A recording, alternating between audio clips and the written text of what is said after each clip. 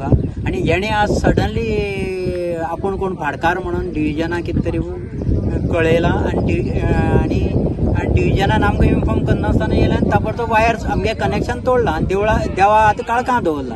आतां आमी करपाक कितें इतले जर आमकां ते न्याय मेळना जर हें मेळना न्हू इलेक्ट्रिसिटी डिपार्टमेंटान सडनली येयलें आनी कनेक्शन तोडलां कळ्ळो का.